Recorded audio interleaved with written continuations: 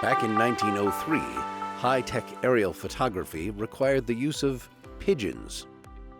Fast forward more than 100 years, and our technology and what we can do with it has come a long way. Today's unmanned aerial vehicles, also known as UAVs or drones, come in all different shapes and sizes. When equipped with cameras and other sensing capabilities, UAVs become powerful tools, helping MDOT collect essential data and improve transportation operations across the state. The safety advantages immediately was probably the first obvious benefit or value add to using unmanned aerial systems. The second was mobility. When you look at mobility, if we could have the potential of eliminating work zones, getting folks out of harm's way of traffic, reducing user delay costs like we would have on a bridge closure. We have a lane shutdown for inspecting bridges. And I would say the third is just the efficiency and effectiveness of collecting data. You can go out and within a few hours or one day collect terabytes of data. With so much opportunity available, MDOT's research into UAV technology and its capability has spanned years and consisted of multiple stages. The first phase was looking at the viability and the potential for using unmanned aerial systems in transportation. In Phase 1, researchers tested an array of UAV models, possible attachments, such as LiDAR or heat-sensing cameras, and a variety of real-world applications, like a blimp for monitoring traffic, a hexacopter for evaluating bridges and highways, or even a tiny model for inspecting tight indoor spaces. Phase 2 was looking at the data.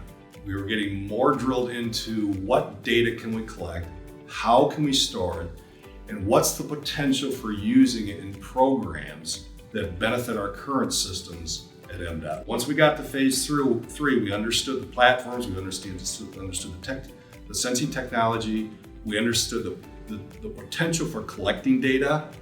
And what we did is we aligned those two phases in Phase 3 with 4 use cases. Bringing together the knowledge from Phases 1 and 2, MDOT explored what UAVs could do in 4 everyday situations: analyzing traffic, conducting bridge assessments, inspecting construction sites, and design surveys. Since each UAV model can cost thousands of dollars, operating one requires extensive training and even federal licensure. The kind of certification and training you need to be a pilot to fly these is governed by FAA, the Federal Aviation Administration. You have to take an exam in order to be able to fly them. That being said, just because you can pass that exam and do all this in paper doesn't mean that you know how to fly an unmanned aerial vehicle, because FAA does not require through that training to do a practical exam of actually flying the vehicle. MDOT's Office of Aeronautics provides the practical training that operators need for flying UAVs in the field. In terms of being able to take off, move these things in every direction, knowing the elevation requirements that you are restricted to, knowing the line of sight you're restricted to, staying away from airports, 5 miles from airports. So there's all these exceptions that you have to know through the rules and regulations of FAA. And they will train an individual to go out and fly one of these. Though the research on UAVs is ongoing, MDOT anticipates this work will pay dividends in the long run and lead to discoveries and applications that haven't been imagined yet.